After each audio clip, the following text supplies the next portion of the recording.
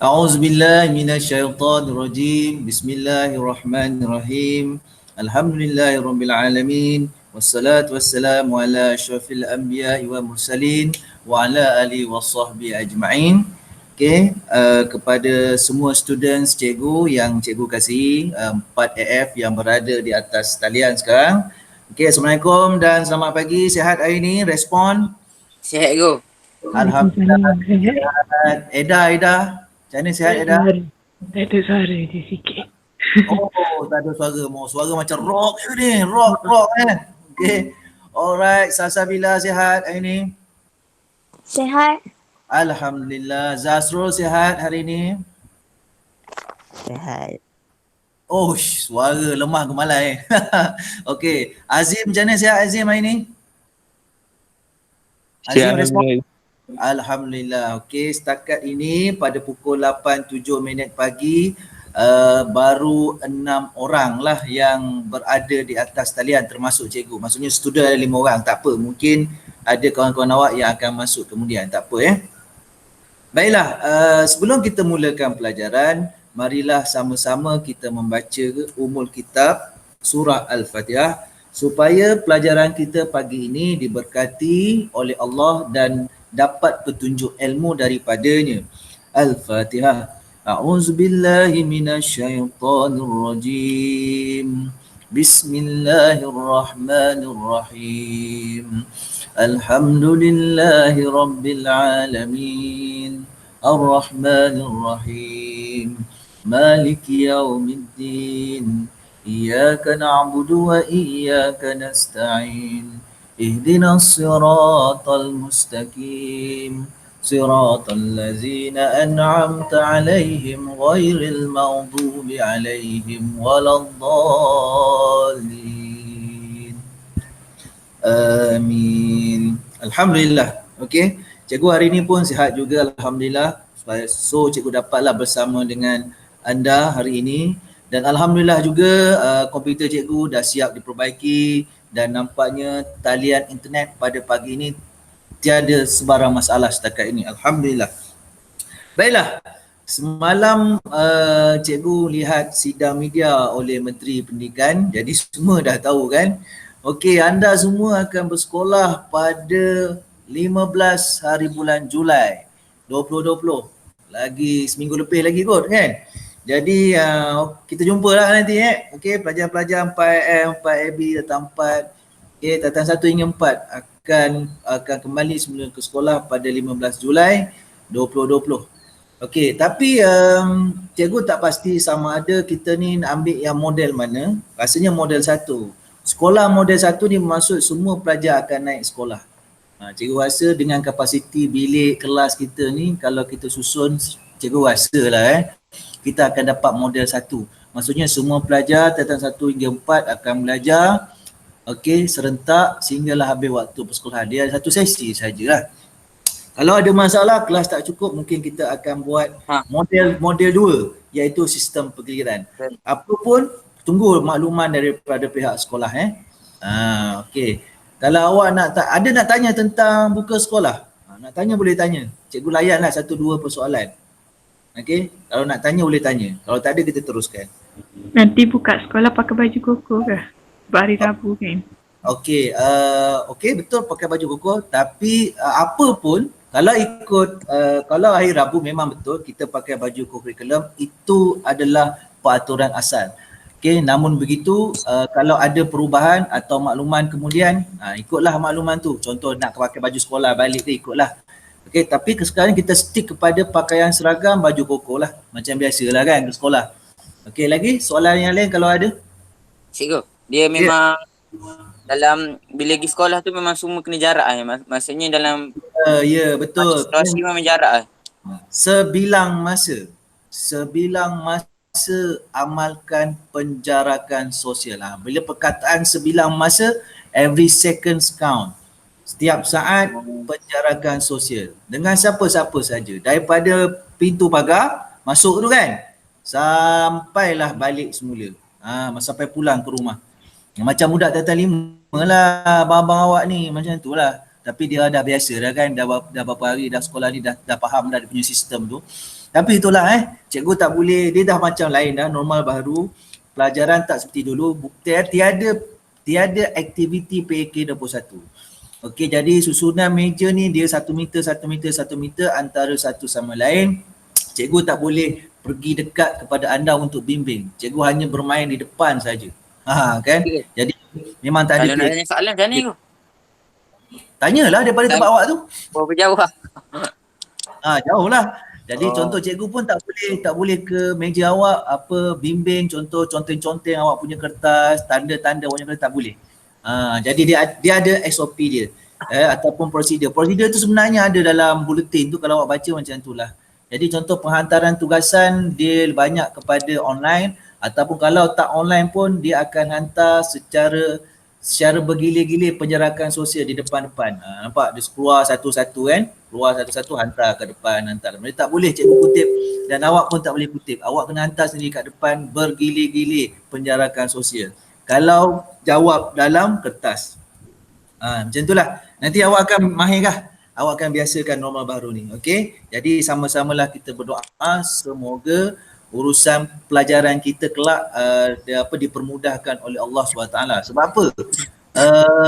Menteri Pendidikan kata semalam, pelajaran secara atas talian nampaknya pelajar-pelajar sekolah menengah dan sekolah rendah di Malaysia tidak bersedia. Memang tidak bersedia. Okey, sebab apa? Ialah feedback daripada guru dan murid, kehadiran tidak menggalakkan budak-budak rasa kurang seronok sebab pelajaran atas talian, dia tak dapat jumpa kawan, tak dapat nak ada suasana dalam kelas, dia tak seronok lah kan. Jadi menyebabkan kerajaan berfikir akan membuka sekolah pada 15 Julai dengan mengambil kira faktor-faktor keselamatan. Sebenarnya susah juga kerajaan nak buat keputusan ni. Okey, tapi demi masa depan anda, okey, anda kena bekerjasama dengan KPM. Bila bersekolah nanti, patuhilah semua prosedur yang telah ditetapkan. Jadi kita tak nak bila ada kes, sekolah kita akan lockdown. Awak akan tutup, tak boleh lagi kembali ke sekolah. Satu sekolah tak boleh kembali ke sekolah. Boleh kalau contoh ada kes. Itu sebabnya sebilang masa amalkan penjarakan sosial. Itu kunci dia. Mana-mana pun. Pergi tandas tak boleh 2 orang, seorang je. Tak boleh bersaing-saing kalau BFF best friend forever tu. Tak adalah dekat situ, dekat-dekat. Semua jarak je. Tak ada lah. Yang couple mawa power tu, dari jauh ya, hanya 1 meter saja. Okay, kenyit-kenyit mata lah. Kenyit-kenyit mata je, okey. Okay.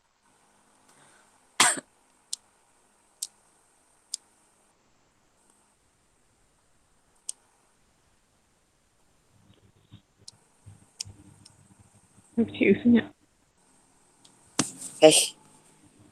Ya. Cikgu cek dah. Cikgu tengah nak present ke? Sebab tu dia ni sini.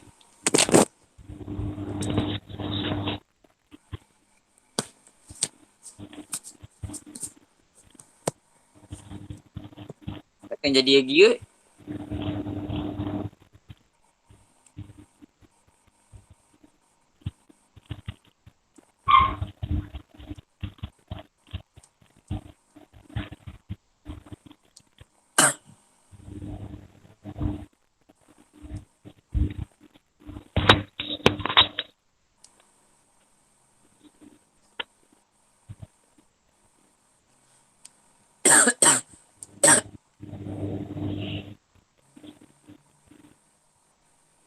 Cikgu pakai apa? Mobile ke apa? Tak tahu lah.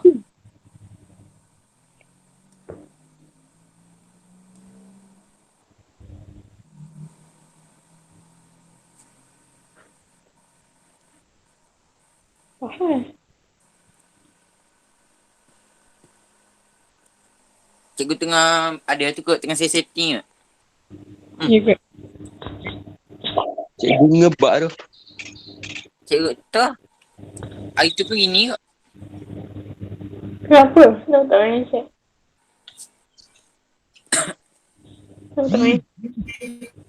Sorry terleft lah pula Okey. Alright.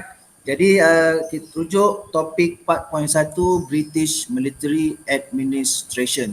Okey, cikgu sharekan slide pelajarannya bersama dengan anda sekarang Jadi offkan mikrofon untuk elakkan gangguan Okey. Cikgu share sekarang.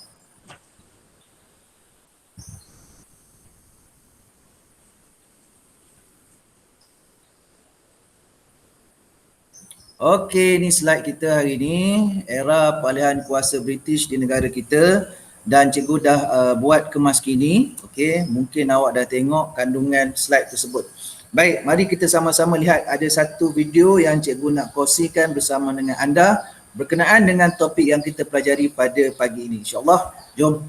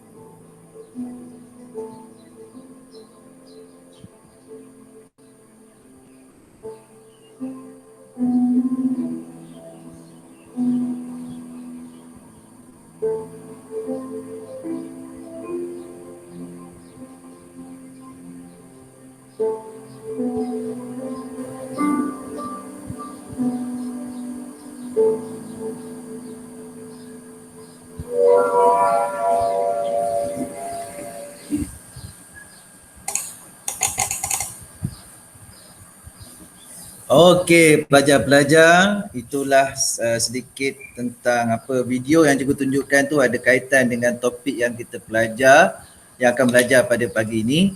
Okey, video itu tadi tentang hasrat British ingin menjadikan negara kita sebagai tanah jajahan British dengan menubuhkan satu gagasan yang dinamakan sebagai Malayan Union. Jadi orang Melayu menentang gagasan tersebut dan akhirnya Persekutuan Tanah Melayu 1948 pun dibentuk. Jadi maksud persekutuan ini gabungan negeri-negeri Melayu membentuk persekutuan. Okey, jadi siapa yang nak respon tentang video tu tadi? Siapa nak ulas? Okey, silakan. Siapa ada? Boleh ulas silakan. Silakan nak ulas. Ada siapa nak ulas? Apa yang kamu faham tentang video tu? Silakan. Akif, faham Akif? Apa ya? Boleh ulas video tu? Boleh lah sikit-sikit. Silakan. Dah dengar idea ya? Apa dah? Masyarakat Tanah Melayu menentang Malayan Union. Okay. Dan mengatakan bahawa not union but Malayan. Macam tu lah. Okey. Awak nampak banner tu kan? Ada banner kan? Banner. Banner apa dalam bahasa Melayu kan? Lupa lah. Spanduk kan? Spanduk. Spanduk tu sebenarnya orang Melayu mengadakan bantahan. Protes untuk menyatakan rasa tidak puas hati dan menyatakan rasa penentangan terhadap gagasan yang dinamakan Malayan Union ni. So kalau awak tengok poster tu tadi, ada Datuk Ahmad Jaafar di sebelahnya kalau awak perasan. Malaya for Malays kan. Malayan Union not wanted. Terjemahan dalam bahasa Melayu, okey, tanah Melayu untuk orang Melayu. Okey. Malayan Union, kami tak nak Malayan Union. Begitulah dia punya terjemahan. Jadi persoalannya ialah mengapa orang Melayu menentang Malayan Union dan menerima konsep Persekutuan Tanah Melayu? Jadi dalam bab 4 ni lah kita belajar. Okey, yang pertama 4.1 British Military Administration. Kemudian kita belajar 4.2 gagasan Malayan Union. Kemudian kita 4.3 kita lihat apakah reaksi penduduk tempatan terhadap Malayan Union, adakah yang menyokong, adakah yang menentang. Kemudian kita lihat pula bagaimana pula situasi politik di Sarawak, di Sabah. Kemudian kita masuk konsep Persekutuan Tanah Melayu 1948 dan seterusnya ke arah kemerdekaan, iaitu Persekutuan Tanah Melayu yang merdeka pada tahun 1957. Jadi pelajar-pelajar, bab 4, bab 5 adalah topik yang sangat-sangat penting kerana sejarahnya adalah sejarah penting negara. Okey. Baik, jom sama-sama kita belajar topik 4.1 British Military Administration. Baik. British Military Administration atau singkatannya BMA. Lepas ni cikgu cakap BMA je pelajar fahamlah. Dalam bahasa Melayu bermaksud pentadbiran tentera British di Tanah Melayu. Bermula pada 12 September 1945 setelah tentera Jepun menyerah kalah kepada tentera bersekutu. Dan pentadbiran ini diletakkan di bawah arahan Lord Mountbatten, seorang pemerintah tertinggi tentera bersekutu di Asia Tenggara. Pangkat dia general lah.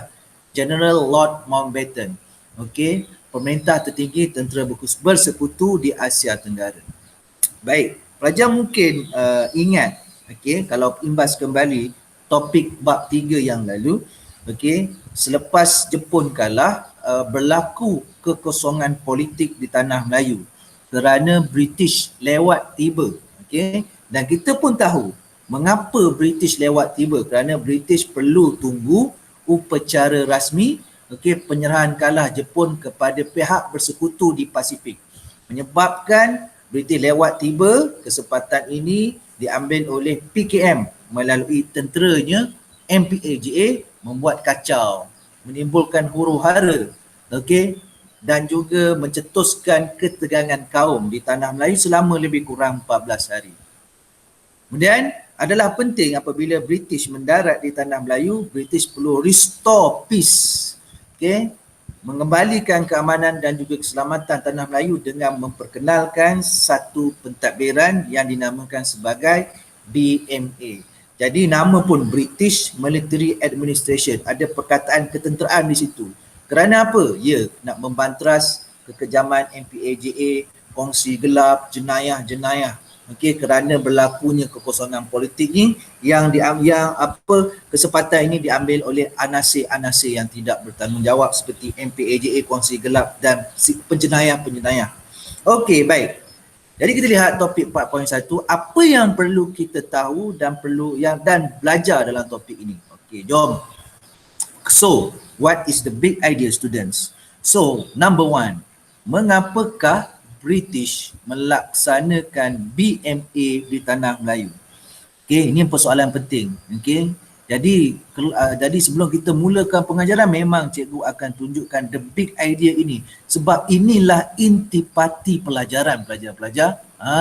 Jadi nak tahu pelajaran itu berjaya atau tidak, tanya dari sendiri, adakah awak dah boleh jawab the big idea itu.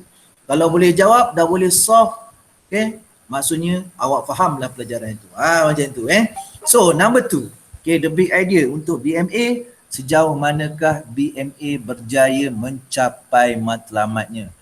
Gitu. Baik, jom kita teruskan pada slide seterusnya. Okey. Sebab-sebab BMA dilaksanakan di tanah Melayu, ada 2 sebab. Okey, sebab yang pertama untuk mengembalikan kestabilan dan keamanan dalam negeri. Manakala sebab yang kedua ialah untuk memulihkan kepercayaan rakyat. Jadi mari sama-sama kita lihat apakah huraian bagi sebab yang pertama. Baik, mengembalikan kestabilan dan keamanan. Ini sebab pertama British melaksanakan BMA di tanah Melayu.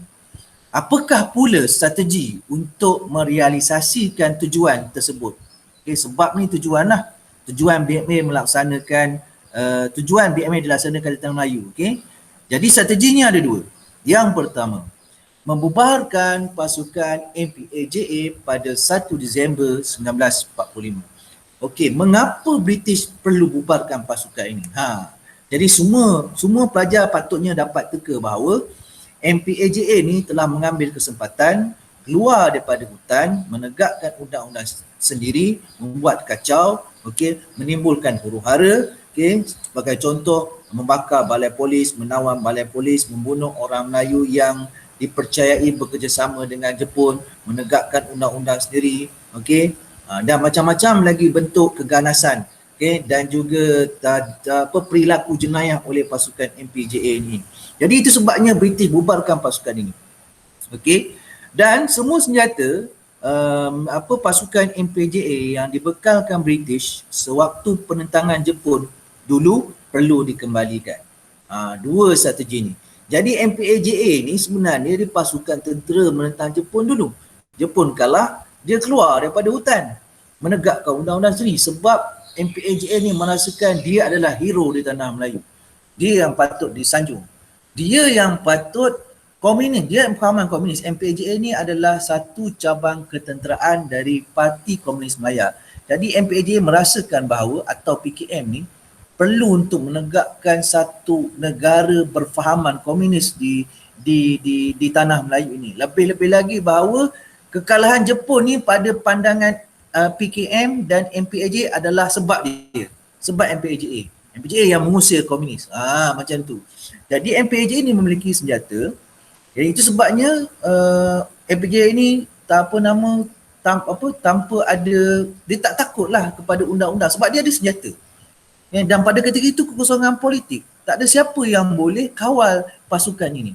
Kosong politik, tak ada siapa yang mentadbir. Kosong. Jadi itu sebab MPAJA dia mengambil kesempatan terhadap kekosongan politik yang berlaku. Jadi senjata MPAJA perlu dikembalikan. Baik. Adakah strategi ini mendatangkan kesan yang berjaya? Sebenarnya gagal pelajar-pelajar. Gagal. So gagal kerana tidak semua senjata berjaya dikumpulkan. Sebaliknya MPAJA masuk lari semula atau masuk semula ke dalam hutan bersama-sama senjata itu. Dan senjata itu bukannya calang-calang pelajar, senjata ringan dan senjata berat. Okey.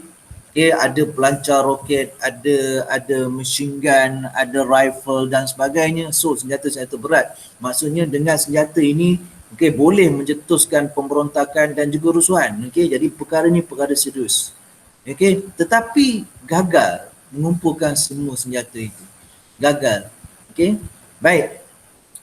Dan yang kedua, kegiatan jenayah dan keganasan, BMA gagal membanteras. Begitu juga dengan kegiatan kongsi gelap dan masalah ketegangan kaum. Oleh kerana MPAJA atau PKM ini ramai Cina dan mereka ini membunuh orang Melayu, menyiksa orang Melayu, jadi berlakulah satu rusuhan kaum pada waktu itu.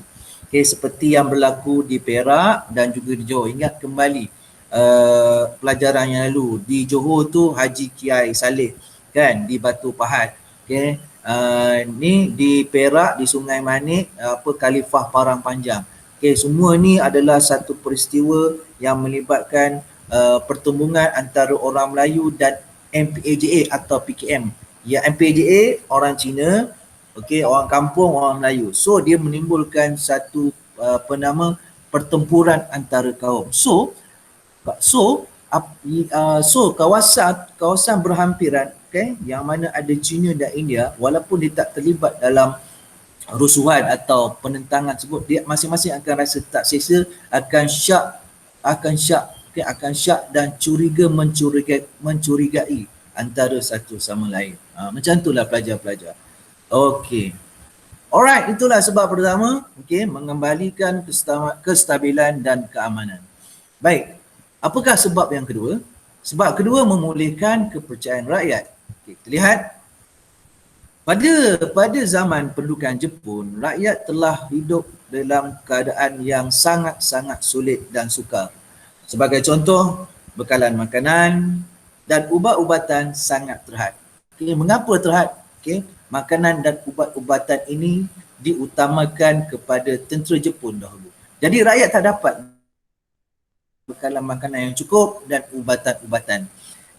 Dan ini menyebabkan bekalan makanan dan ubat melambung tinggi. Dahlah sedikit dan sedikit. Tak dapat masyarakat nak beli. Kalau ada pun yang sedikit itu, kalau nak beli, harganya memang melambung tinggi. Dan ekoran daripada itu berlakulah pelbagai wabak penyakit seperti penyakit kekurangan zat makanan, penyakit beri-beri. Nama macam lucu tapi dia punya penyakit serius. Kurang zat makanan. Bila kurang zat makanan, penyakit-penyakit lain mudah kena kan.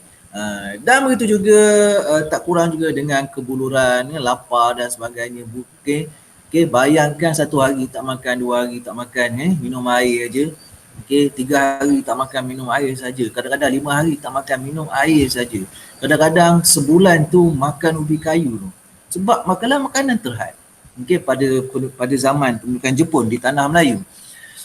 Berlaku kegiatan menyorok barang. Ialah takkan dia nak jual barang ke orang lain, baik dia sorok. Betul tak? Contoh barang-barang makanan atau seperti beras, takkan nak kongsi dengan orang lain.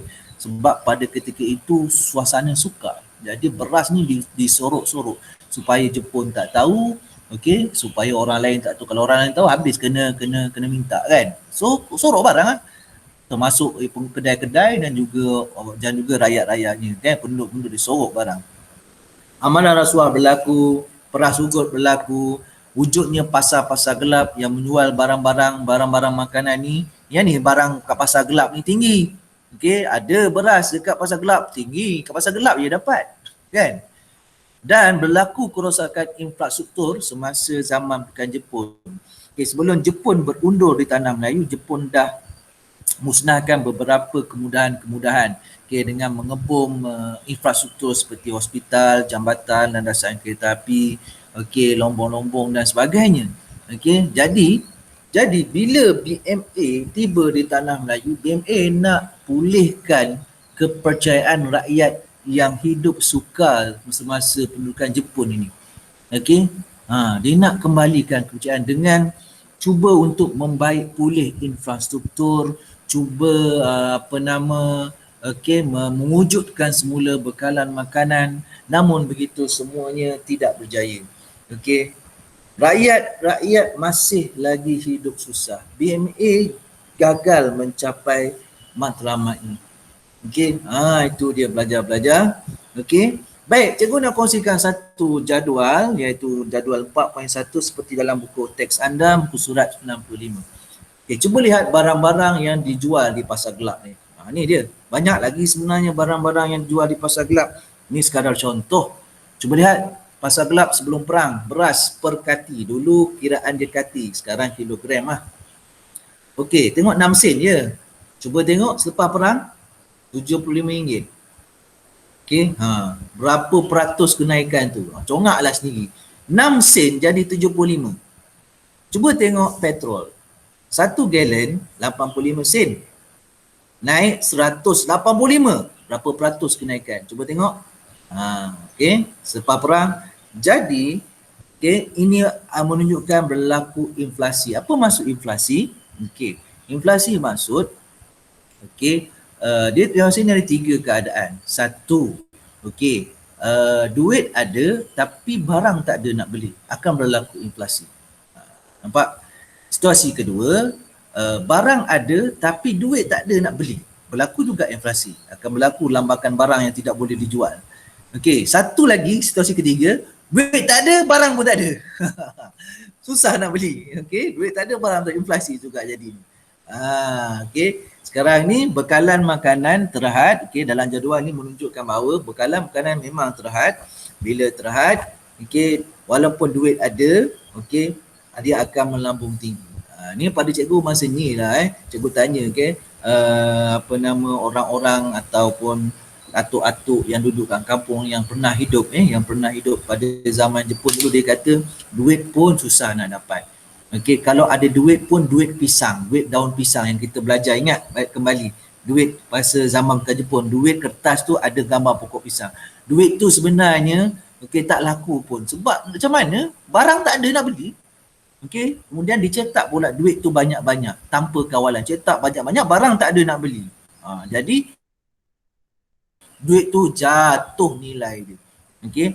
Jadi orang kampung yang hidup semasa pendudukan Jepun terpaksa beralih kepada konsep pertanian secara diri. Tanamlah apa saja.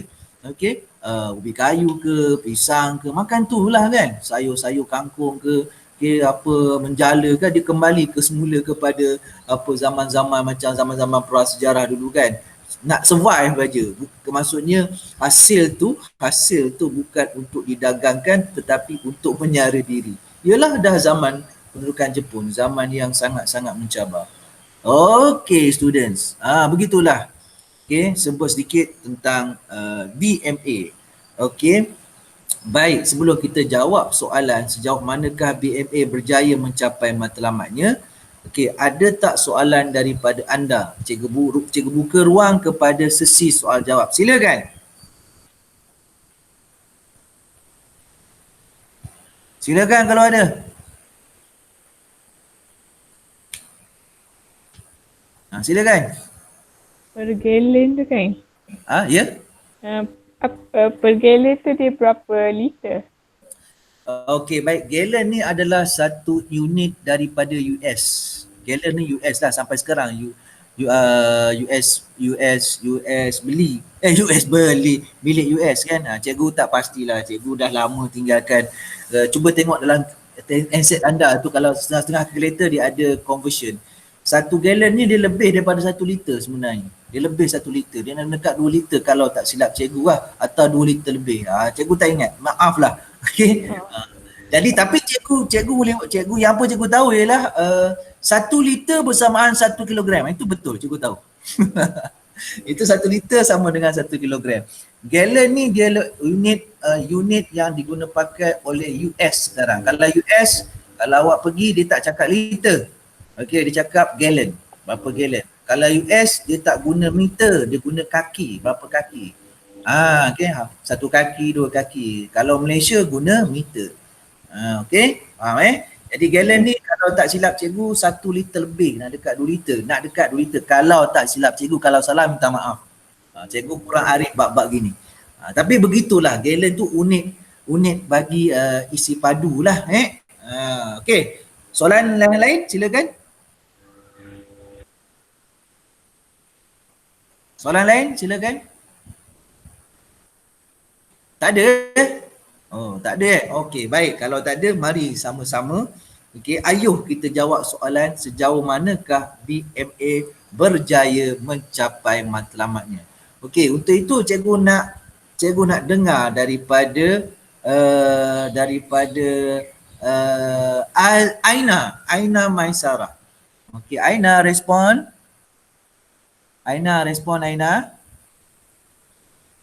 Aina.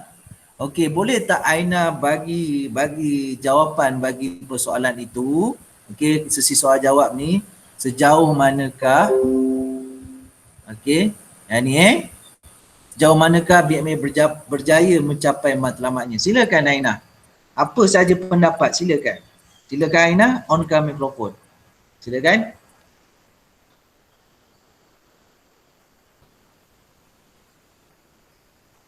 Aina, teruskan.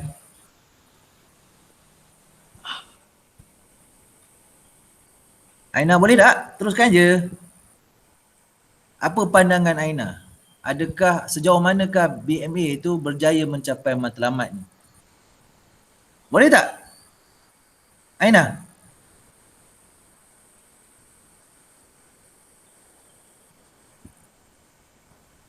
Oh, macam tak dengar lah suara Aina. Aina dah ni tak dengar lah suara awak Aina. Cikgu tak dengar. Okey.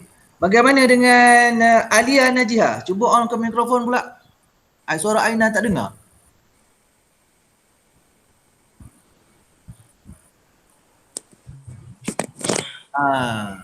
Alia, silakan. BMA dapat memulihkan ladang getah, lombong biji timah serta membaki prasarana dan kemudahan kesihatan. Betul ke? Berjaya ke? Aina? Aina. Berjaya. Berjaya? Anda pasti? Okey. Pasti, tapi dia tak dapat. Okey. Tak dapat. Teruskan Alia, jangan sangkut. Teruskan. Habiskan ayat. Tapi dia tak dapat membawa masuk jentera, alat ganti, mesin dan teknologi. Menyebabkan sosioekonomi sukar dipulihkan. So, kesimpulannya?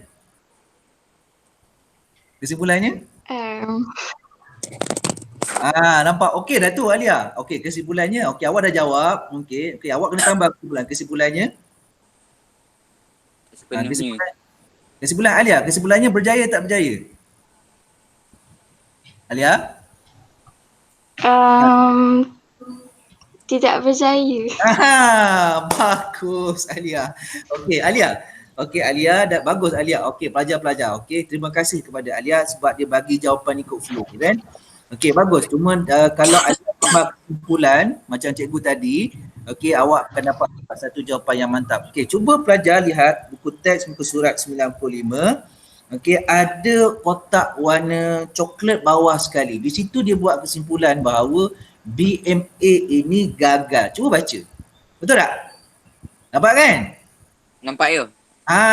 Cuba baca betul-betul. Nampak BMA gagal. Jadi, sekira kalau soalan ni keluar dalam peperiksaan, jadi begitulah jawapan seperti yang diberitahu oleh Alia tadi. Kita detailkan satu-satu. Sebagai contoh, okey, BMA tidak berjaya mencapai matlamatnya. Titik. Kita nyatakan pendirian dulu. Okey, tips peperiksaan. Tips menjawab peperiksaan. Kalau soalan macam ni, dia kata sejauh manakah ataupun soalan tu adakah. Okey, adakah atau sejauh manakah? Wajarkah ke? Okey. Jadi sejauh manakah ni anda perlu nyatakan pendirian dahulu. Cuba tengok ayat dia, sejauh manakah berjaya mencapai matlamatnya. Bermaksud berjaya ke atau tidak berjaya.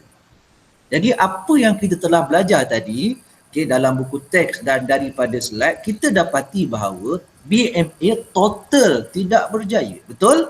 Buktinya ada dalam buku teks. So, macam mana kita nak jawab? Jawab macam ni. BMA tidak berjaya mencapai matlamatnya. Titik. Hal ini demikian kerana Walaupun BMA berusaha memulihkan gadang getah, lombong biji timah serta membaiki pelaksana kemudahan kesihatan yang diusahakan oleh Tentera Jepun, tetapi BMA menghadapi kesukaran untuk membawa masuk jentera, alat ganti, mesin dan teknologi menyebabkan sosioekonomi sukar dipulihkan. Nampak ada beberapa poin kat situ seperti yang Alia sebutkan.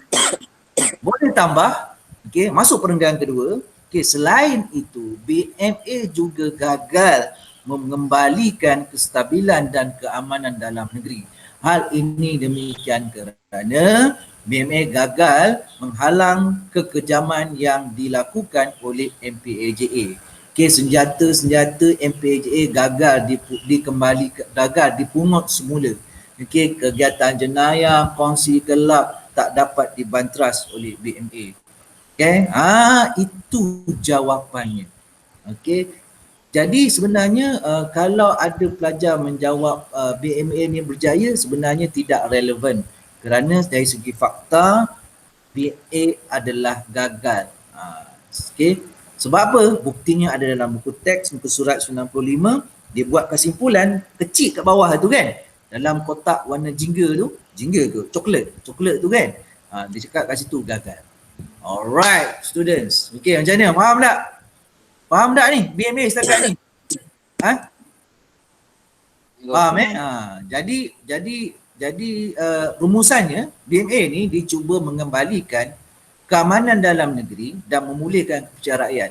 Okey, hasil daripada kekejaman yang dibuat oleh MPAJA satu, okey, dia nak pulihkan ketegangan kaum yang ditimbulkan oleh MPAJA. Yang kedua, kerosakan yang semasa pun Jepun buat dulu, semasa Jepun menuki negara kita. Jadi kerosakan perang ini perlu diperbaiki oleh BMA, tetapi nampaknya gagal. Okey, jadi rakyat tidak percaya lagi kepada British. Macam tu pelajar-pelajar dekat situ. Namun begitu, dia tahu BMA ni gagal, British tahu BMA ni gagal, tapi British ada plan yang lebih besar. Itu dia. Okey, masuk topik 4.2. Jom masuk topik 4.2 muka surat 96. Dah tahu BMA gagal, dia buat lagi satu plan, satu rancangan. Okey, silakan. Nak tanya tu. Silakan. Kenapa ni British kan? Macam dia nak kepercayaan daripada masyarakat Melayu kan? Melayu. Okey, baik. Kenapa dia nak dapatkan kepercayaan dari masyarakat Melayu? Okey, macam ni. British kalah dalam Perang Dunia Kedua, betul tak? Betul? Di tanah Melayu. Okey, Jepun menduduki tanah Melayu, maksudnya Jepun berjaya mengusir British, betul tak?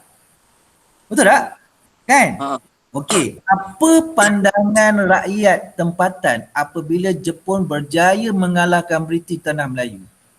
So, rakyat tempatan akan anggap, ingat British kuat mana? British tak kuat pun. Nampak tak? British tak kuat pun, Jepun boleh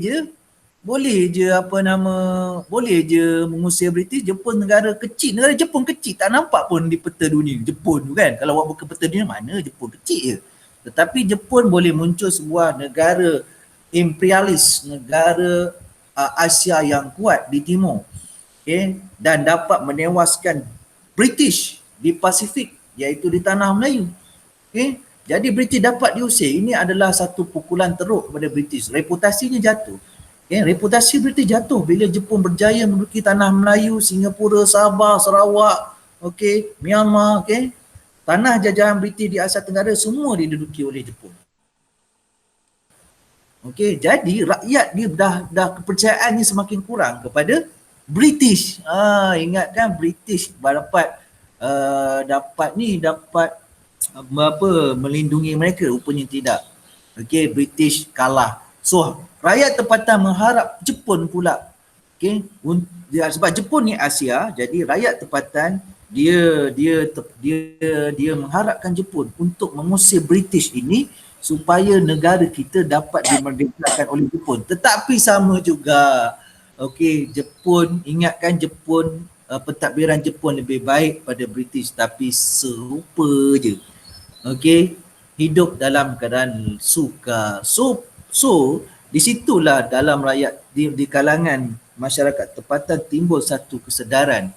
okey, bahawa sepatutnya negara atau tanah ini ditadbir oleh orang sendiri. Jadi sebenarnya kepercayaan masyarakat tempatan terhadap British dah mula kurang sejak Jepun menduduki tanah Melayu. So bila Jepun kalah, British nak kepercayaan rakyat ni semula. Faham tak Akif? Kan Jepun dia nak gain semula, gain kepercayaan ni, nak dapatkan semula kepercayaan. Sebab reputasi British dah jatuh. Gitu. Tapi gagal nampaknya. Gagal. Macam tu lah. Alright. Okay, ada lagi nak tanya? Silakan. Okay, tak ada. Kalau tak ada, kita teruskan topik 4.2 muka surat 96 iaitu gagasan Malayan Union. Okay, jom sama-sama. Alright. Okay. Kemudian selepas British Military Administration dilaksanakan di tanah Melayu, British merancang satu idea, ya. Ada idea yang besar iaitu nak memperkenalkan, nak menubuhkan satu gagasan besar yang dinamakan sebagai Malayan Union. Baik. Okay, Malayan Union sebenarnya negara. Okay. Jadi sebelum Malayan Union ni, bagaimana sistem politik tanah Melayu? Okey, sebelum Perang Dunia Kedua, sistem politik tanah Melayu terbahagi kepada 3 bahagian. Yang pertama, negeri-negeri Melayu bersekutu. Mungkin awak pernah dengar kot istilah ini. Yang terdiri daripada Perak, Selangor, Negeri Sembilan, Pahang. Ada tak cikgu tertinggal? Itulah Pahang.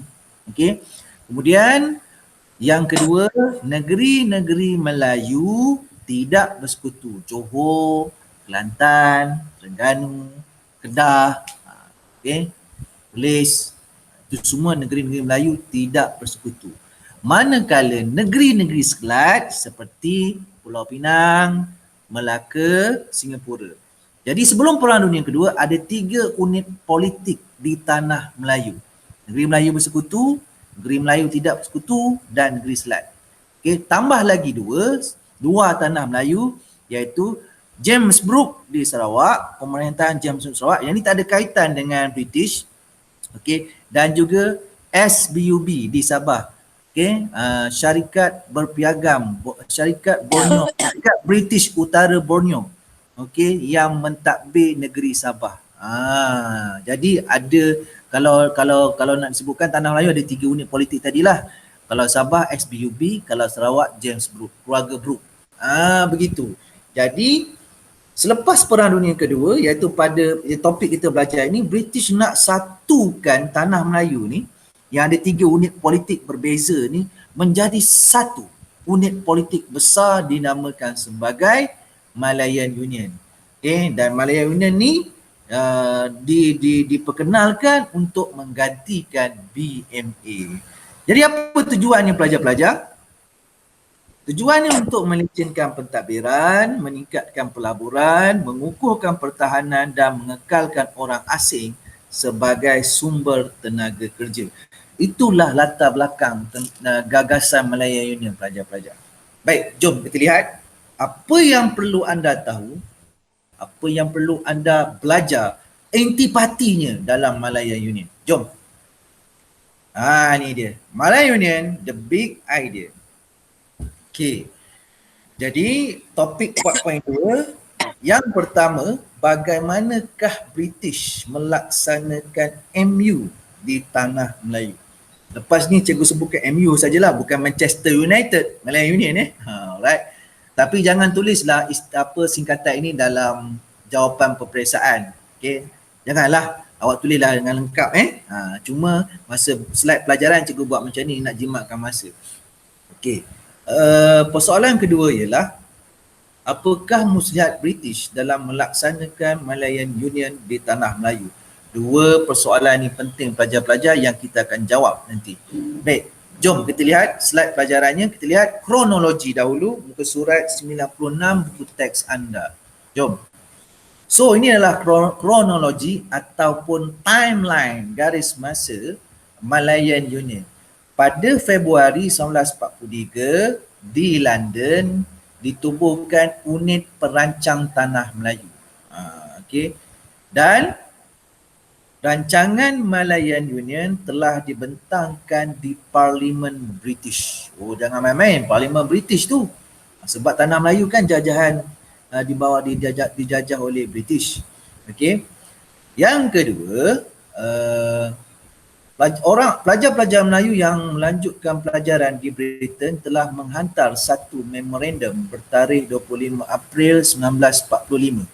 Okay, dalam memorandum itu meminta supaya hak kewarganegaraan di tanah Melayu tidak mengikut prinsip jus soli. Okay, apakah maksud jus soli? Okay, dalam Malayan Union, okay, ada undang-undang tentang kewarganegaraan. Undang-undang itu adalah berdasarkan jus soli. Itulah sebutan yang betulnya. Okey, kalau awak sebut jus soli pun boleh. Sebenarnya jus soli. Okey, jus soli ialah satu syarat kewarganegaraan berdasarkan tempat lahir. Jadi ini bermaksud, okey, orang pendatang ataupun imigran ataupun orang asing, okey, yang lahir di tanah Melayu akan dapat warga negara Malayan Union. Jadi Persatuan Pelajar Melayu ini menghantar memorandum bantahan sebenarnya supaya kewarganegaraan tidak ikut prinsip jus soli. Okey, seterusnya Tan Cheng Lock dan Persatuan Cina Seberang Laut menghantar memorandum kepada British berkaitan dengan masa depan tanah Melayu. Okey. Kertas putih 6274 bernombor bilangan 6274, okey, telah ditulis. Dalam kertas putih itu ada 13 perkara, okey, tentang Malayan Union. Sebenarnya kertas putih ni seperti perlembagaan Malayan Union, pelajar-pelajar undang-undang Malayan Union yang dalam undang-undang tersebut menyentuh perkara tentang konsep kesatuan, bentuk pentadbiran, sistem perundangan yang diguna pakai, kedudukan Raja-Raja Melayu, syarat kewarganegaraan dan agama Islam. Dia macam undang-undang perlembagaan Malayan Union. Macam kita lah, Malaysia ada perlembagaannya sendiri. Jadi kertas putih 6274 ni adalah perlembagaan Malayan Union. Akhirnya Malayan Union dilaksanakan di tanah Melayu pada 1 April 1946. Begitulah pelajar-pelajar kronologi pelaksanaan gagasan Malayan Union di tanah Melayu. Baik. Bagaimanakah British melaksanakan Malayan Union di tanah Melayu? Yang pertama, okey, dia nak laksanakan selepas kertas putih ditulis dan diluluskan. Okey, so British memperkenalkan pentadbiran Malayan Union yang ada 4 ciri. Rujuk buku teks muka surat 97. Ada 4 ciri-ciri perlembagaan Malayan Union. Okey. Yang pertama, dari segi kesatuan. Okey. Okey. Negeri-negeri Melayu bersekutu, negeri-negeri Melayu tidak bersekutu dan 2 negeri Selat digabungkan menjadi satu unit politik. Negeri Selat kecuali Singapura lah. Melaka dan Pulau Pinang saja. Mengapa Singapura dikecualikan?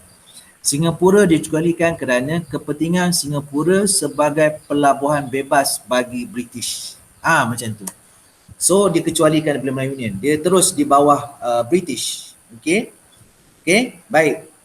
Kedudukan Raja-Raja Melayu, okey, sangat nak kata terhad tak boleh. Tak ada kuasa sebenarnya. Raja Melayu hanya menjadi ahli majlis raja-raja tanpa sebarang kuasa pun. Mereka atau baginda hanya membincangkan soal agama Islam dan adat istiadat Melayu. Dan kalau awak nak tahu, walaupun dalam ciri-ciri pentadbiran Malayan Union mengatakan bahawa raja ini hanya membincangkan soal agama Islam dan adat istiadat Melayu, nampaknya ada juga yang masuk campur tentang urusan agama Islam dan adat istiadat Melayu. Sebagai contoh lah ya, urusan zakat ni kan, zakat ni adalah urusan orang Islam. Jadi zakat ini dikutip atas nama Governor British yang bukan beragama Islam. Jadi sebenarnya orang Melayu marah kat sini. Okay, kenapa masuk campur dengan urusan agama Islam? Sedangkan dalam pentadbiran Melayu ni jelas mengatakan bahawa raja-raja dia berhak membincangkan soal agama Islam dan adat istiadat Melayu. Yang ini membawa kepada orang Melayu rasa tidak puas hati terhadap pentadbiran Melayu ni apabila ada urusan masuk campur agama Islam ni. Lepas tu zakat dikutip oleh Sultan atas nama Sultan, bukannya atas nama Governor British yang bukan agama Islam. Kalau Governor British ni dia orang Inggeris beragama Islam boleh tahan lagi. Okey, tapi Governor British yang bukan beragama Islam. Okey. Yang ketiga, ciri ketiga, Malayan Union ketua negaranya atau ketua Malayan Unionnya ialah Governor British. Okey, seorang berbahasa Inggeris. Okey, dan untuk memastikan Malayan Union ni pentadbirannya berjalan lancar, ada dua majlis dibentuk. Satu majlis eksekutif, satu majlis perundangan. Majlis perundangan ni fungsinya menggubal undang-undang. Menggubal undang-undang. Okey, majlis eksekutif ni melaksanakan undang-undang tersebut. Okey, macam sekarang ni, kalau kita bandingkan Malaysia, kita ada kita ada kementerian, kita ada parlimen, kita ada Dewan Rakyat, kita ada badan pelaksana kementerian, kita ada badan kehakiman. Jadi majlis eksekutif fungsinya ialah melaksanakan dasar-dasar kerajaan. Majlis perundangan ni, nama perundangan dia yang menggubal undang-undang bagi Malayan Union. Baik, kita lihat ciri yang keempat, just solat. Okey. Jadi prinsip yang ciri yang keempat ni kewarganegaraan berdasarkan prinsip just solat. Siapa-siapa saja akan dapat kewarganegaraan, termasuk seluruh rakyat tanah Melayu, tak kira apa bangsa. Okey, termasuk Singapura, walaupun Singapura ni diasingkan kerana berstatus pelabuhan bebas, tetapi rakyatnya masih diiktiraf sebagai warga MU, cuma diasingkan. Okey. Jadi tak kira apa bangsa dapat warga negara Malayan Union. Kemudian individu berumur lebih 18 tahun, tak kira bangsa apa, dan telah bermastautin di tanah Melayu lebih 10 tahun dapat kewarganegaraan. Okey. Kemudian manakala individu yang kurang berumur 18 tahun tetapi ibu bapanya warga negara, turut dapat kewarganegaraan. Baiklah pelajar-pelajar, itulah tadi 4 ciri-ciri pentadbiran Malayan Union. Harap pelajar dapat highlightkan isi-isi penting. Baik, cikgu buka kepada sesi soal jawab tentang pentadbiran Malayan Union. Silakan. Cikgu buka pada soal jawab, silakan. Ada tak faham tanya. Semoga kita faham. Okey, silakan. Yang ada kemuskilan, yang ada keraguan tanya, silakan. Okey, sesi soal jawab berkenaan pentadbiran Malayan Union. Siapa-siapa saja, silakan.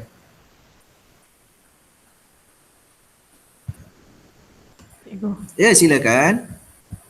Kertas putih 6,274 tu apa? Okey, kertas putih 6274 tu bilangan. Okey, kertas putih tu nama dokumen tu. Dokumen tu kan. Dokumen tu dinamakan sebagai kertas putih 62 bilangan 6274. Dalam kertas putih itu terdiri daripada undang-undang, undang-undang untuk menubuhkan Malayan Union. Faham? Jadi dia punya dokumen tu dinamakan kertas putih bilangan 6274. Ada lagi kertas putih bilangan dia lain lah, bilangan lain, perkara lain lah. Tapi kalau kertas putih 6274, itu adalah undang-undang untuk menubuhkan Malayan Union di tanah Melayu. Faham Jadi kertas putih inilah dijadikan punca kuasa. Dia punca kuasa untuk menubuhkan Malayan Union di tanah Melayu. Dia ada punca kuasa dia kan. Alright, okey. Soalan kedua, silakan kalau ada. Soalan kedua. Soalan kedua. Tak ada? Faham ke? Faham Kalau faham, alhamdulillah sebenarnya bagus. Okey. Okey, faham Ya. Alright, baik. Kalau dah faham, okay, kita teruskan dengan slide seterusnya. Baik. Jadi kita dapat tahu, okay, cara pertama British melaksanakan MU di tanah Melayu.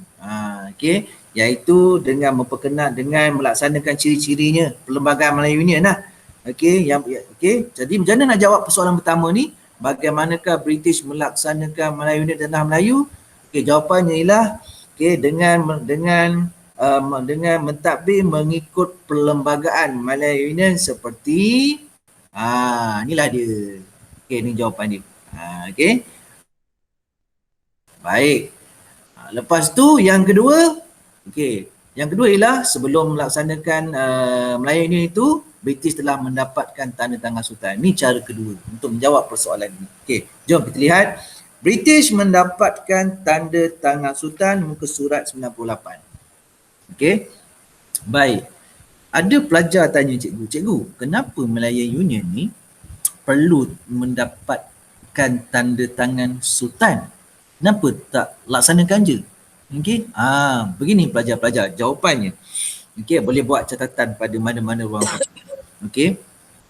British perlu mendapatkan tanda tangan Sultan kerana tanah Melayu ni ada raja dan sultan yang memerintah negeri Melayu.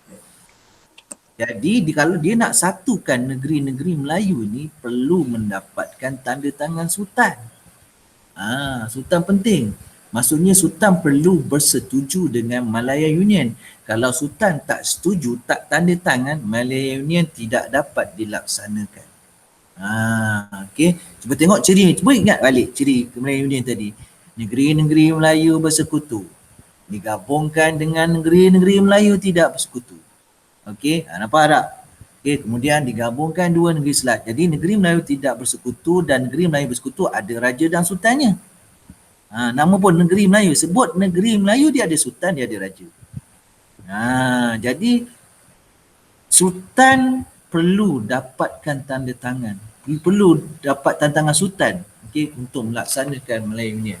Jadi bagaimana British? Okey, bagaimana British mendapatkan tanda tangan sultan? Muka surat 98. Okey. Baik, ada lebih kurang 9 step sebab ada 9 sultan. Ada 9 sultan, 9 negeri Melayu. Betul? Baik, jom tengok. Okey, negeri pertama. Johor. Okey, baik. Johor Sultan Ibrahim ini almarhum Sultan Abu Bakar.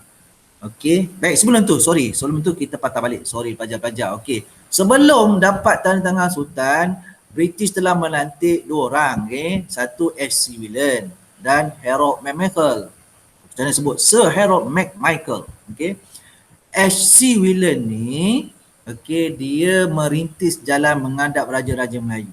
Jadi Willen menghadap Raja Melayu, beritahu British akan melaksanakan Malayan Union. Jadi baginda perlu sokong Malayan Union dan tanda tangan. Itu fungsi Willen. Dia merintis jalan. Yang dapatkan tanda tangan Sultan, McMichael. Jadi bila Willen dah laksanakan tugasnya, maka senanglah McMichael jumpa dapat tanda tangan je. Okey, jadi inilah yang berlaku di Johor. Sultan Ibrahim menandatangani perjanjian tersebut. Okey, baik pelajar-pelajar, ini sangat menarik.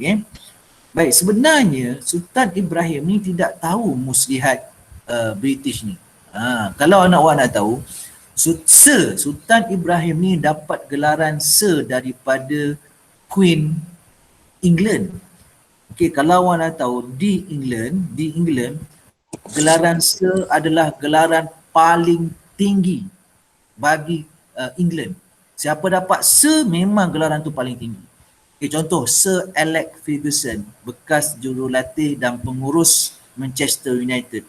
Tu Sir tu sangat-sangat tinggi gelarannya. Macam kalau Malaysia Tun lah. Kalau Tun, gelaran Tun oleh Sultan. Kalau oleh Tuan Agung. Kalau di England, gelaran paling tinggi Sir. Sir. Okey, jadi Sir, kenapa dianugerahkan gelaran Sir?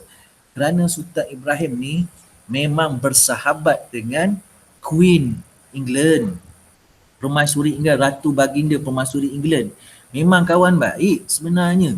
Okey, sampai kalau awak tahu sampai hari ini, okey, sepupu, okey, kerabat diraja Sultan Johor, okey, pernah berkahwin dengan sepupu daripada Permaisuri Ratu Baginda England. Sampai sekarang hubungan Kesultanan Johor dengan institusi beraja England sangat-sangat rapat. Jadi sebenarnya, okey, cerita dia macam ni, okey, oleh kerana Sultan Ibrahim memang kawan rapat dengan baginda Ratu England, so Michael senang aja dia kawan dah. So tanda tangan dapat mudah didapati, diturunkan oleh Sultan Ibrahim. Sebab Sultan Ibrahim tak tahu apa-apa. Sebenarnya Michael ni, okey, dia tak beritahu pun sebenarnya Malaya Union ni untuk apa. Sebenarnya Malaya Union ni adalah satu bentuk penjajahan mutlak ke atas negeri Melayu. Sultan Ibrahim ni tak tahu muslihat tersebut. Sebab menyangkakan bahawa Britain ni sahabatnya. Takkan sahabat baik khianat sahabat baik, betul tak? Macam tu lah cerita dia kan. Takkan sahabat baik khianat sahabat baik. So Sultan Ibrahim pun tanda tangan. Disebab atas dasar kepercayaan. Itu satu. Nampak? Okey, so Michael senang kerja kat Johor. Baik. Seterusnya Michael menghadap Sultan Selangor. Sultan Selangor pun turunkan tanda tangan pada 24 Oktober 1945. Tengok, 4 hari kan beza. Baik, seterusnya. Okey. Baik. Seterusnya Michael menghadap Sultan Pahang. Okey, Sultan Pahang dia berat hati nak turunkan tanda tangan. Tetapi atas desakan, atas ugutan, ancaman, Sultan Pahang terpaksa menurunkan tanda tangan. Begitu juga yang berlaku di Negeri Sembilan. Okay, Raja Negeri Sembilan yang di Pertuan Besar Negeri Sembilan terpaksa menurunkan tanda tangan. Sebenarnya enggan, dia tak nak, tapi terpaksa. Kenapa terpaksa? Kerana ada unsur ancaman ugutan oleh Michael. Kalau tak ada tanda tangan, aku lecat jawatan kau sebagai sultan atau raja. Macam itulah, lebih kurang. Okey, dialog dia kan. Baik, yang kelima. Perak. Perak pun sama. Okey, di Perak, okey, Sultan Michael mendesak, okey, Sultan Perak cepat tanda tangan. Jangan tunggu-tunggu lagi. Sultan Perak ni, dia sebenarnya Sultan Perak, dia bijak, dia tidak terburu-buru kalau nak tanda tangan sesuatu dokumen, lebih-lebih lagi dengan orang luar, orang asing. Jadi Sultan Perak perlu mendapatkan pandangan daripada ahli Majlis Mesyuarat Negeri Perak. Dia kena bermesyuarat dulu dengan ahli Majlis Mesyuarat Negeri, meminta pandangan daripada mereka, adakah kita patut menandatangani perjanjian tersebut. Tetapi Michael mendesak dan memberi ancaman.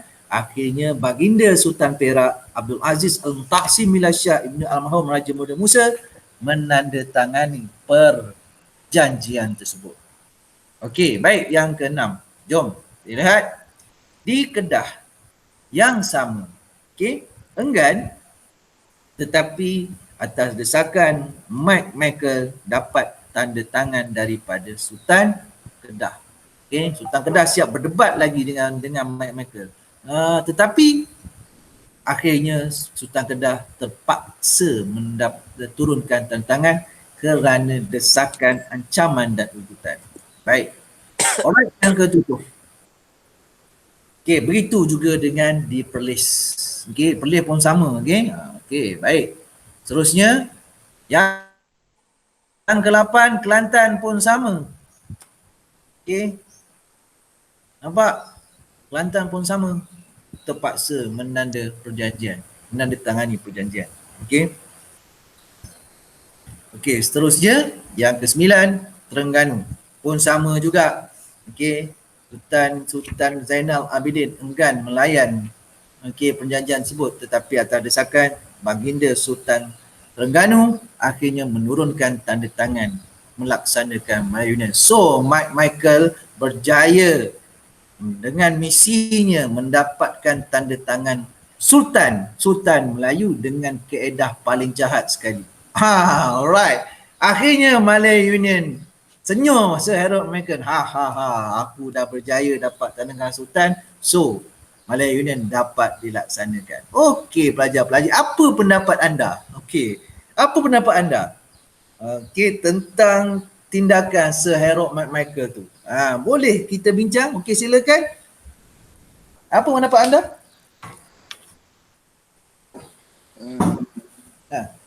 Siapa-siapa je. Apa pendapat anda? Tak profesional. Tak profesional. Tidak profesional. Sebab apa Akif tak profesional? Sebab menggunakan cara desakan. Ya, cara desakan, cara ugutan kan, cara ancaman. Dia dah profesional, dah menghadap, ada dokumen, tapi dari segi cara rundingan tu lah kan. Dia tidak profesional kan. Okey, jadi okey, yang lain, macam mana yang lain selain daripada Akif, apa yang lain? Mana yang lain? Yang lain macam mana? Silakan. Apa pendapat anda tentang tindakan Macmillan tadi? Akif dah bagi pandangan. Ada sesiapa? Okey, macam mana dengan Salsabila? Apa pandangan anda Salsabila?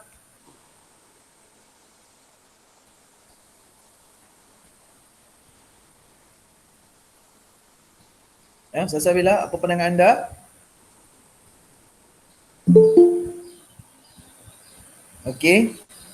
Salsabila tak ada respon. Okey, tak apa, tidak mengapa. Zahasrul, boleh Zahasrul? Cikgu nak dengar pandangan anda. Macam mana? Boleh.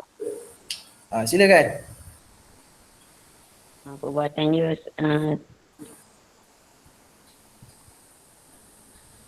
apa dia perbuatan dia apa? membuat ya. Silakan Zahasrul. Jangan malu, jangan segan. Perbuatan dia sangat kejam. Sangat kejam Teruskan Zahasrul. Silakan. Itu je. Okey, tak apa. Okey. Macam mana dengan Azim? Azim macam mana Azim? Dapat Azim ada pandangan Azim? Silakan. Cikgu, apa soalan cikgu?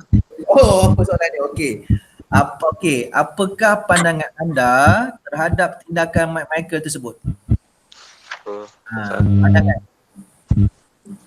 Pandangan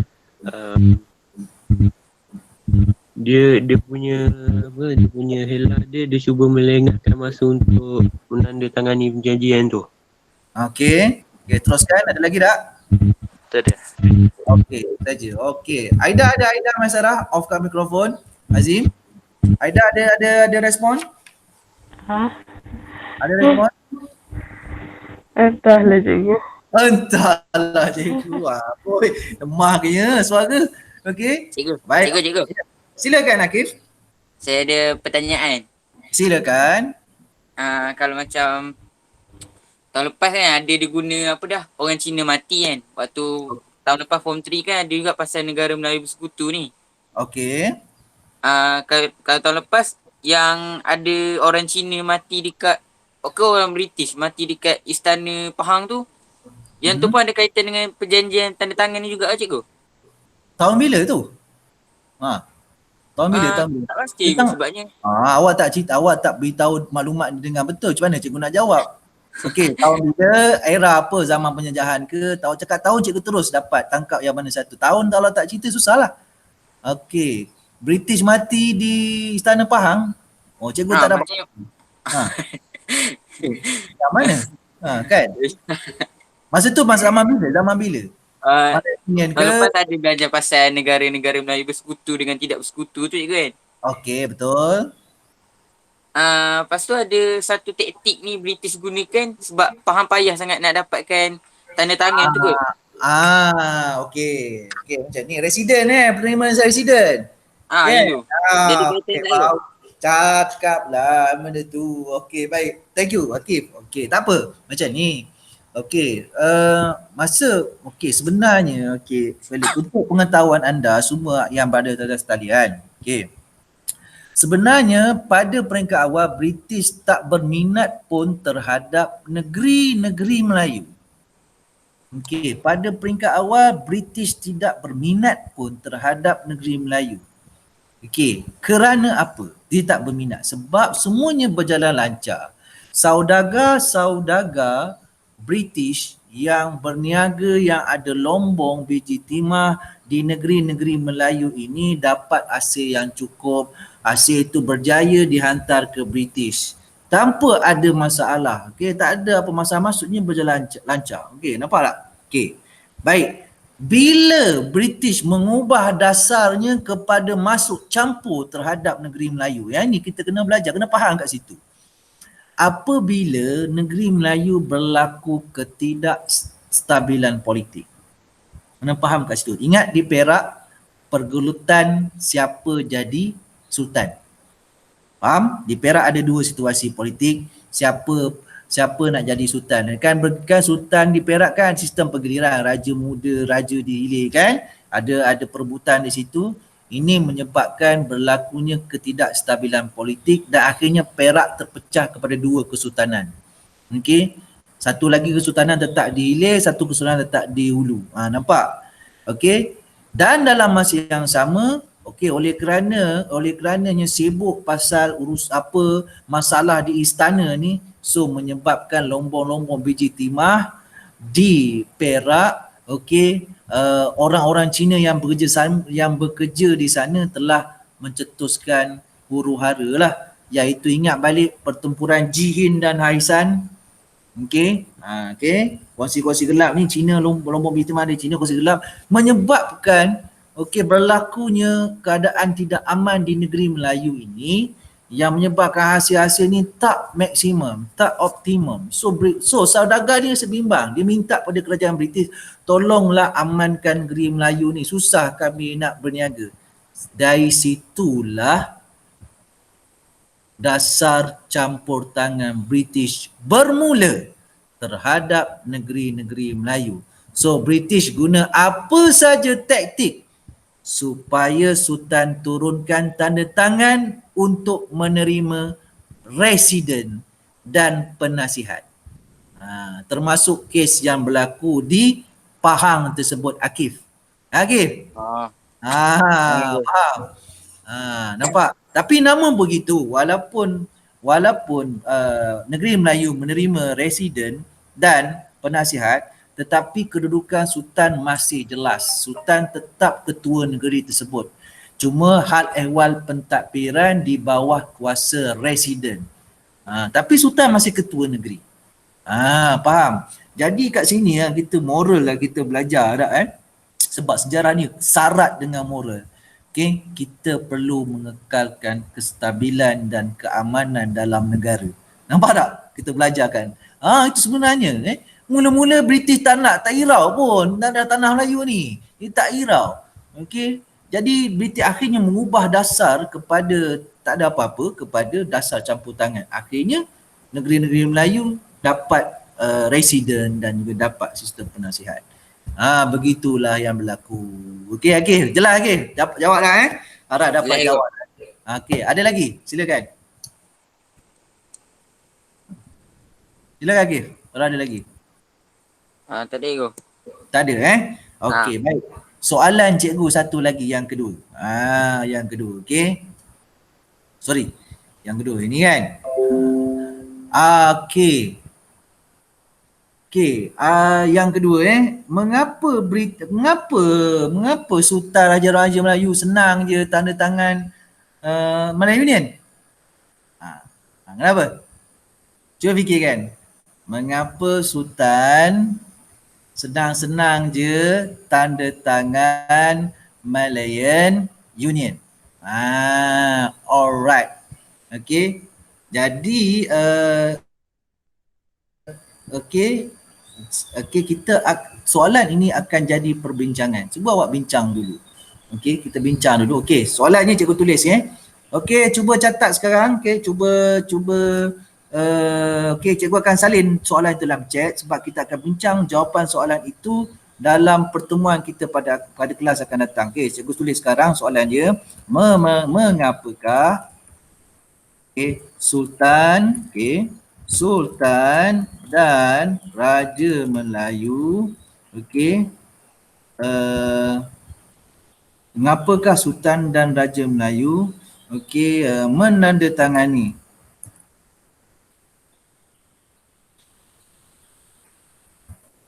ni perjanjian Malayan Union 1946 dengan mudah. Mengapakah Sultan dan Raja Melayu menandatangani perjanjian Malayan Union 1946 dengan mudah? Okey, cikgu dah hantar soalan itu dalam ruangan chat. Cuba awak copy dulu. Okey, atau mungkin boleh screenshot. Dapat kot screenshot dulu. Sebab soalan ini kita akan bincang pada kelas akan datang. Kelas akan datang kita akan masuk topik 4.3. Sebelum belajar topik 4.3 kita cuba jawab soalan ini dulu. Cikgu tinggalkan soalan ini sebagai perbincangan. So awak boleh bincang dulu dengan kawan-kawan. Okey. Kemudian nanti kita jumpa balik. Alright. Jadi ada lagi satu persoalan. Apakah muslihat British dalam melaksanakan Malayan Union di tanah Melayu? Okey, apa muslihat dia? Sebab kita perlu, sebelum habis kelas ni, lagi 3 minit habis kelas, anda perlu tahu apakah muslihat British dalam melaksanakan Malayan Union di tanah Melayu. Okey, jom sama-sama. Kalau tak jawab soalan ini, maka tak berjaya pelajaran kita hari ini bagi topik Malayan Union. Yang persoalan pertama dah jawab dah, yang ni. Yang ini dan yang ini. Okey, jom siapa yang dapat boleh dapat tahu jawapannya, boleh beritahu apa muslihat British. Sebenarnya apa muslihat British ni? Silakan. Kalau tak berjaya kita punya pelajaran hari ni, apa muslihat dia? Kalau awak dah dengar tadi, mesti awak dapat tangkap muslihat dia. Apa muslihat dia sebenarnya? Apa dia? Nak mendapatkan kepercayaan rakyat dan raja dan sultan. Muslihat nak dapat kepercayaan. Ya. Okey, itu pandangan Aida. Lagi? Lain. Untuk takluk negara kita, menjajah negara kita. Menjajah ke takluk? Takluk Okey, takluk menjajah. Okey, Akil kata lagi. Lagi yang lain. Yang lain macam mana? Ada pandangan yang lain? Okey, baik. Baik, apa yang telah diberitahu oleh Akif tadi sangat tepat. Sebenarnya pelajar-pelajar, inilah muslihat British melaksanakan Malayan Union di tanah Melayu. Okey, jadi kita pegang ayat Akif tadi. Okey, jadi masing-masing buat catatan. Muslihat British tersebut ialah yang pertama untuk menjajah penjajahan mutlak tanah Melayu. Okey. Jelas dalam pentadbiran ni, cuba tengok penjajahan mutlak. Okey, ketua pentadbir Malayan Union ialah Governor British. Okey, nampak? Sebelum Perang Dunia Kedua, walaupun Raja Melayu, Sultan Melayu ada residen dan sistem penasihat, ketua negeri tetap sultan. Tetapi bila Malayan Union dilaksanakan, sultan tidak ada kuasa langsung. Ini bermaksud Malayan Union merupakan penjajahan mutlak. Okey, nampak muslihat tu. Yang kedua, boleh buat catatan. Kalau kita lihat dari segi prinsip Jus Soli ni, okey, ini melemahkan kedudukan orang Melayu sebagai pribumi. Sebenarnya dia nak kawal politik orang Melayu ni. Okey. Jadi orang Melayu ni orang pribumi, orang asal tanah Melayu. Jadi dia nak kawal kuasa politik orang Melayu dilaksanakan Malayan Union dengan melonggarkan syarat kewarganegaraan, iaitu Jus Soli. Jadi orang Melayu yang berstatus quo ni QUO ni pribumi lah, dia akan rasa terancam kedudukannya. Orang Melayu terancam bila Malayan Union ditubuhkan. Kerana apa? Pendatang dapat warga negara. Jadi bilangan warga negara, bilangan pendatang-pendatang yang bercampur-campur ni, pendatang daripada negeri-negeri China, negeri India datang campur dengan pendatang lain, akhirnya bilangannya akan melebihi orang peribumi sendiri. Ini akan mengancam kedudukan orang Melayu sebagai peribumi. Itu muslihat dia. Okey, seterusnya muslihat yang ketiga. Okey, muslihat yang ketiga. Okey. British dia nak hapuskan sejarah negeri Melayu, tanah Melayu ni. Okey, Kesultanan Melayu ni telah bermula sejak Melaka lagi, diteruskan oleh Kesultanan Melayu di negeri Melayu seperti Johor, Kesultanan Johor, Pahang. So inilah waris-waris semua Kesultanan Melaka. So bila Malayan Union diperkenalkan, maka sejarah ini akan dihapuskan. Warisan ini akan dihapuskan. Itu muslihat dia. Kan? Okey. Jadi itu sebabnya orang Melayu, kalau kita belajar selepas ini, orang Melayu menentang Malayan Union habis-habisan. Faham?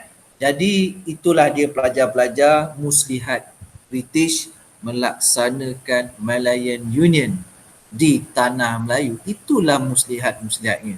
Dia nak, okey, saya tambah lagi, dia nak orang-orang tanah Melayu ni dilupakan asal usul mereka.